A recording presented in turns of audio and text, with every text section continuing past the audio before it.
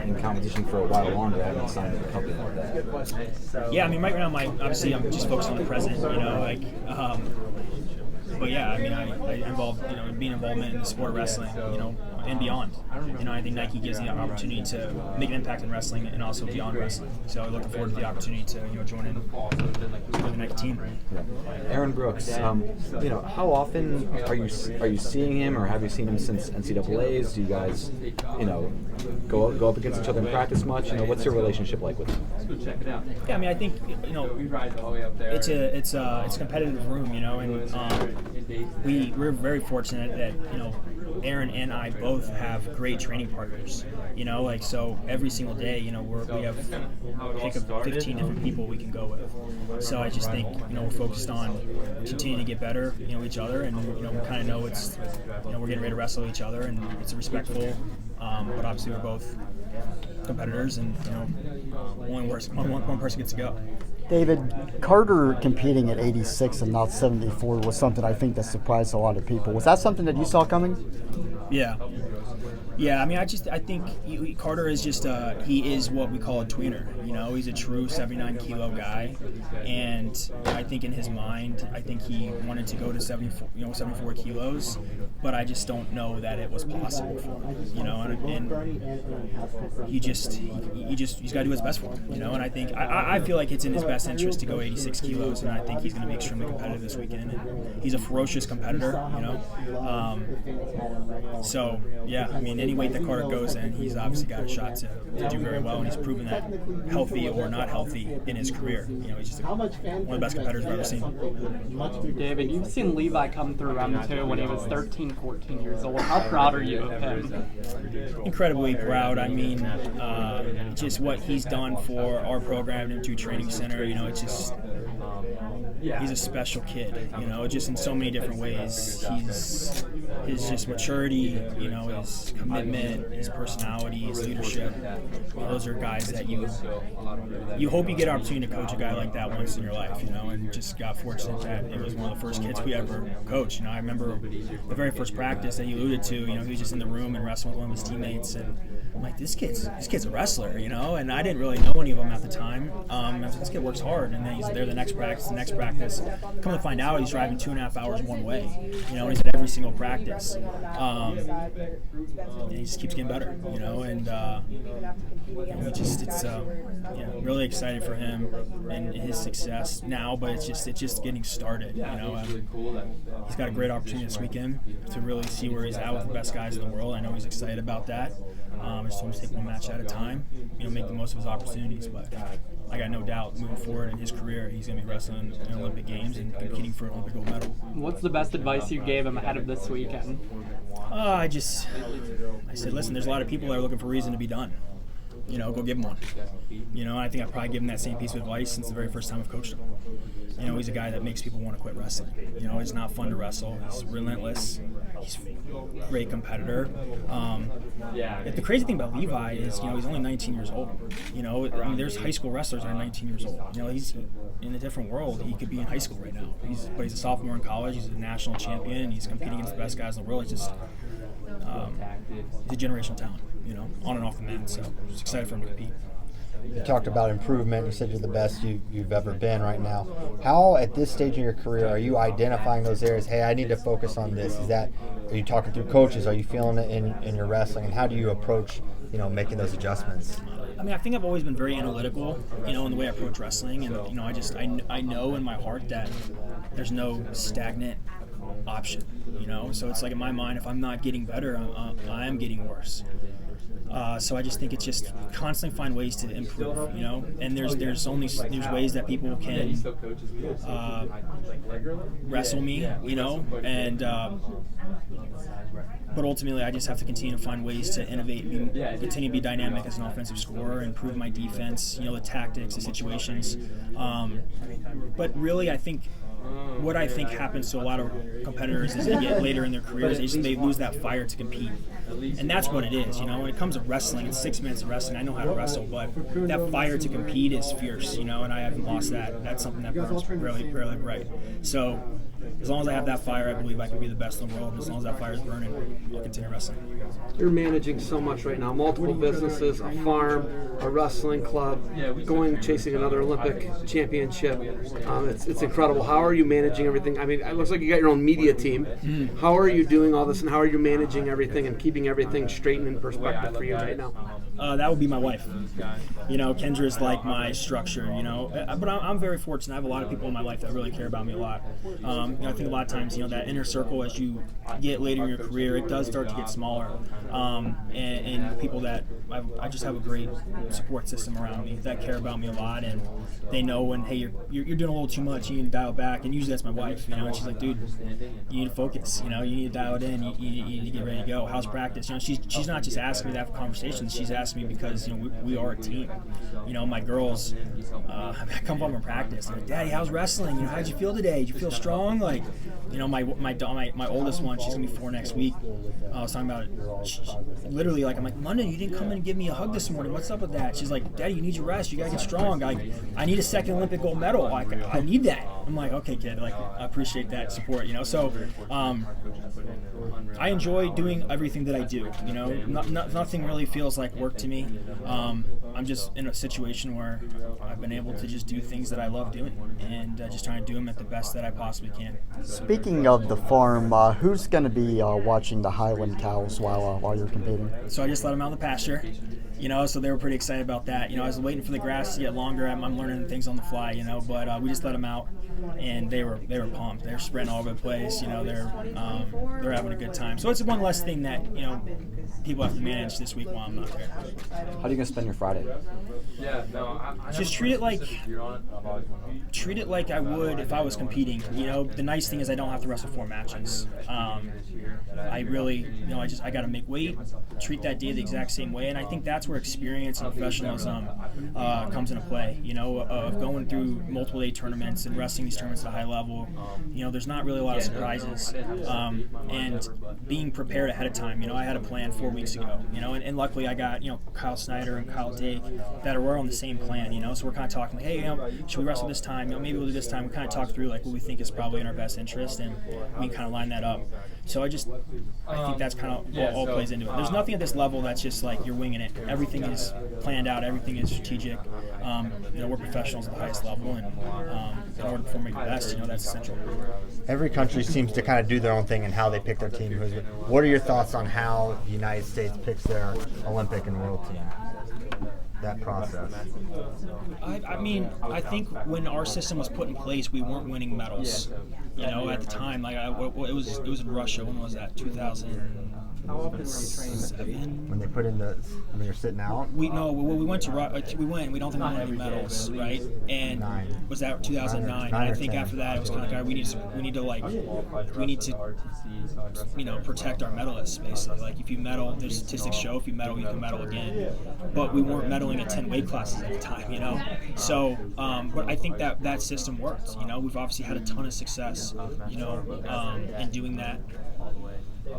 I don't know. I don't know what the best way to do it. I feel like what we're doing to select our team is working because we're winning at a really high level right now, and we are deep. At each of our weight classes, for our country, it's not always been like this. But we have multiple some weight class 3, 4, 5 guys at Olympic weight class that can go and contend for an Olympic medal. So it's a system that was put in place to protect medalists. That's what's happened. It's given incentive to continue wrestling because it definitely shortens the next year.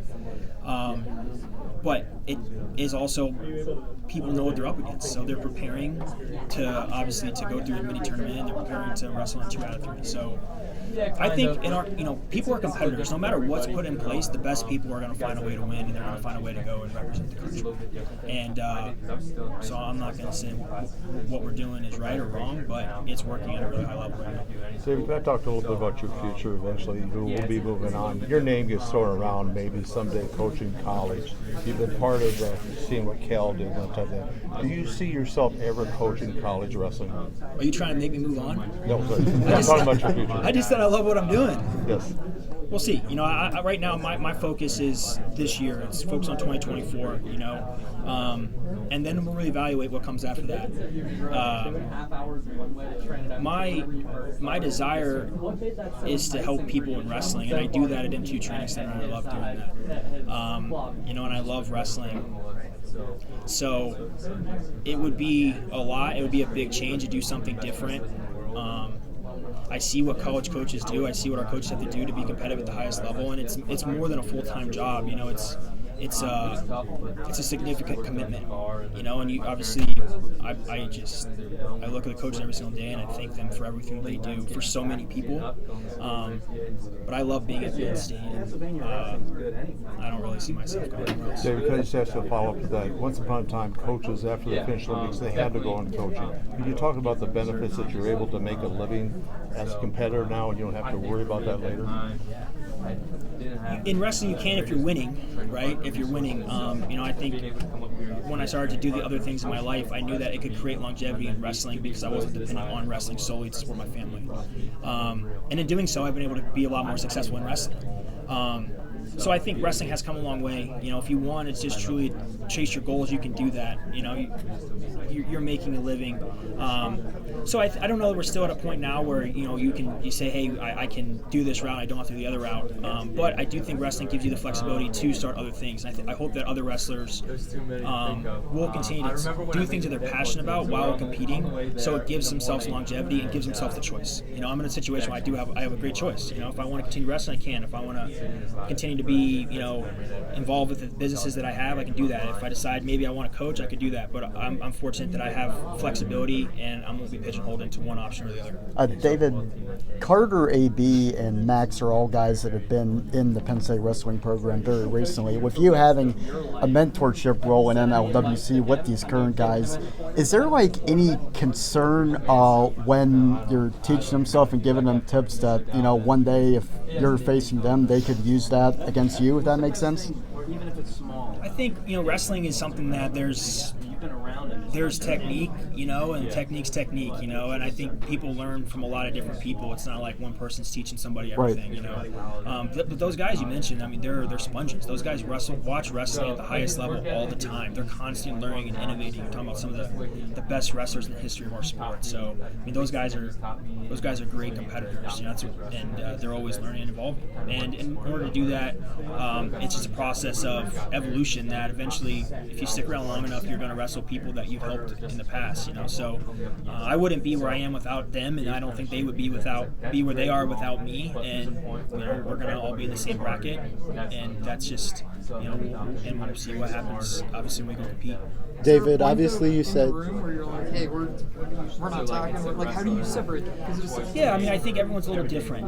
I just think people are at different phases of their lives. Some people come in and wrestling's the highlight of their day. There's days I come in and wrestling is not the highlight of my day. It's just part of my day. So I just think everyone's on different plans and different training situations, and that's where I think our coaches do a great job of continuing to help everybody develop to become better wrestlers. David, obviously you said the system is the system, but personally, do you get a little bit antsy watching everyone else have fun while you're waiting for your challenger? I'm plenty happy sitting out and not wrestling in the mini tournament. I've done that many times in my life. It's not a lot of fun wrestling in the mini tournament. You definitely, there's not a single person in here that would say I'd wrestle in the mini tournament than sit out to the finals. It's an earned spot, and you definitely want to make the most of it. But we've seen people in the past not be successful in sitting out. So it's so I think you have to take it. You have to approach it in a different way. You have to approach it like it is a tournament. You have to approach it like you are competing. You can't take yourself out of the fire and put yourself back in the fire. So I just kind of keep myself in there, stay in that mentality. And I look at it. I'm 12 minutes away from getting an opportunity to go win another gold medal in Paris, but I got to focus on this 12 minutes ahead of me. David, life's changed for you since the last Olympic cycle, right? Family's gotten bigger. You got a little older. How have you been able to maintain and focus your responsibilities as a father, as a coach, as a commentator on the CFFC match day? How have you been able to put all those together and still be here right now as the number one guy? It's challenging. Like I said, there's days I come in practice and, I just get tired, But You don't do much media, right? I think that's where the experience of wrestling for a long period of time Coach does such a good job is so valuable. And I know that at a certain point, everything needs to dial back and wrestling's a priority. You know, and I'm at a point in my life where if wrestling was a priority every single day, I wouldn't enjoy it the way that I still enjoy it. You know, I've been wrestling so much for so long, at such a high level. You know, I think there's times it has to ebb and flow. You know, anybody that has a sustainable long-term career, and nobody would say that they train the same way at the end of their career as they do at the beginning. But I've seen people, you know, kind of be in my shoes, and you can kind of see, like, man, that fire doesn't look the same, and then you see their career end not the way they want to. And I've always said that as long as I have the fire, I'll compete at the highest level. You know, when I lose that fire, then I'm not going to wrestle anymore. But like I said, I have the fire. You know, I want to be the best. I want to go out and I want to win, and I want to perform well. And ultimately, that keeps you going. You know, on the days you don't feel that good. So, you know, what happened last year is not really relevant to what's going on right now. What's relevant is how I feel right now, and I feel great. And I'm looking forward to compete this weekend. Hey, David, out of all the students you've taught, Levi's been around about the longest, man. What's special about him? Can you talk about your relationship, how you think you've helped him? Yeah, we talked about it a little bit earlier. I mean, I just think the very first day that Levi came to practice, there was something different about him. You know, he was a hard worker, but just like he just had this. Not every wrestler has that fight in them. You know, people wrestle, but you know, some people are just willing to quit and give up. And Levi, it's just not something that Levi understood. He wasn't raised to be that way. When you see a kid that has a fire like that, you're like, dude, that guy can achieve anything he wants to. You know, so. You know, as long as you got that tenacity that he has, you just got to teach him technique, you know, and he understands technique. He's a sponge. He keeps getting better. You know, he's a guy that you only really got to say something to him one time, you know, and he's going to continue doing it until you give him another piece of advice. And he's a unique kid in a lot of ways. He's done a lot for our club, M2 Training Center. He's obviously done a lot for Penn State. And he's helped me understand how to be a good coach, too. You know, like what I started, maybe the way I coached him the very first day, and the way that I would approach coaching him now is different. You know, he's helped me grow, and his duration was our first kid.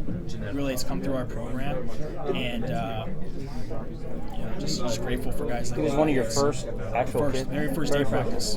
Very first day of practice. That you opened up. Yep. You mentioned earlier you didn't think it was possible for Carter to compete at 74. Why was that exactly?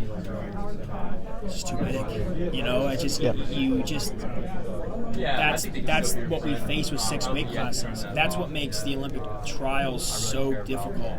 Is you take 10 weight classes where you have multiple people that are the best in the world, and then you shrink those to 6 weight classes. So you have the best Olympic weight.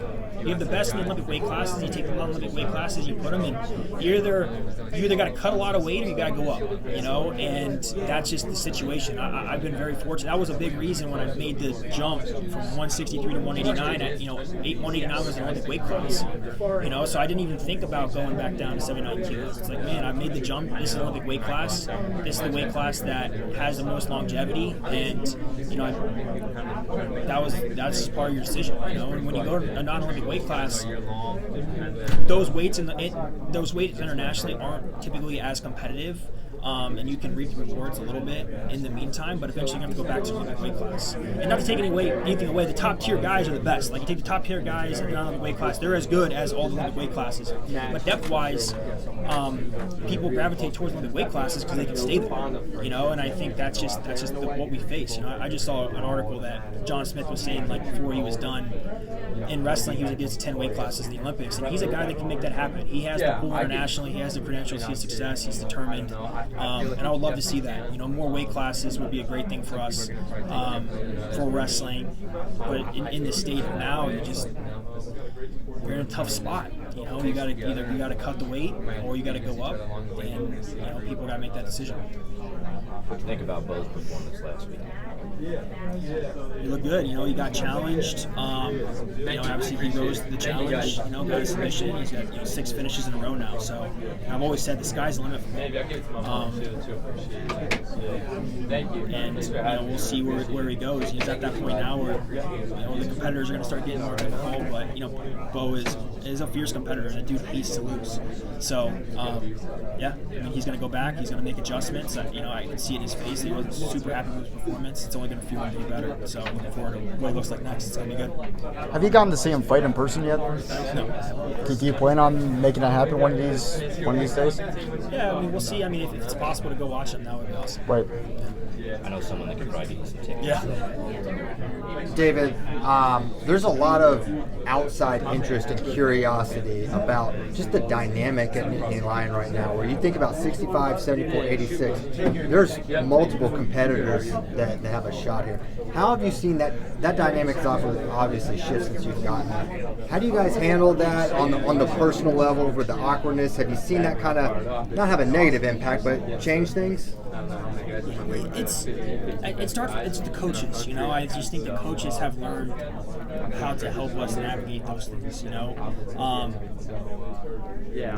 It's a great situation, you know. It is, because we have such a high level. You know, people will constantly say, like, man, dude, how do you compete at the high level? Does David still have it? I have no choice but to still have it, because I know where I am every single day I compete. Every day, if I want to know where I am, grab Kyle Smeltzer, I grab Kyle Dig, you know, I grab quarter. Like, I can wrestle at any given day, depending on who I want to. I can see where I am and how I feel against the best guys. And 19 years old, you can do the same thing. So there is, in our room, the biggest blessing is there is no what if. You know exactly where you're at, and you go to competition. At that point, it's just a matter of just going out and competing. You know, the separation maybe just who shows up a little better in competition day. But in terms of being prepared, we're all prepared the same. We're all given the same resources. It's a matter of just showing up, improving a little bit every single day, having a great mindset, and getting better. And you know, that just comes with competition, and you know, we have the highest level competition. I know we talked about it before, where you've kind of reduced how much you're competing. How do you think that's improved and helped your longevity in the sport? I mean, I wish I could compete more, you know, but they're just truthfully, it's just there's not a lot motivating factor to go and compete more. You know, if there, you know, I'm at that point in my career, I don't need experience, I don't need matches. You know, I just want to wrestle the best people. You know, and if I knew I could go to a tournament and wrestle the best people better than my room, then I would go. You know, but our match day on Friday is a world championship. It's an Olympic gold medal type caliber match. So yeah, I mean, would I like to compete more? Yeah, I would break up the training. You know, but I'm doing, you know, where my heart's pulling me, and my heart gets pulled in a lot of different directions, because I do love all the things that I do. But when it comes down to it, you know, I love to compete, I love to wrestle, and I get the opportunity to do that this weekend at the highest level. And I hopefully get to do the opportunity to do that, you know, in August in Paris at the highest level. And you know, that's where my main focus is right now. Thanks, David. Appreciate it. I promise you could leave.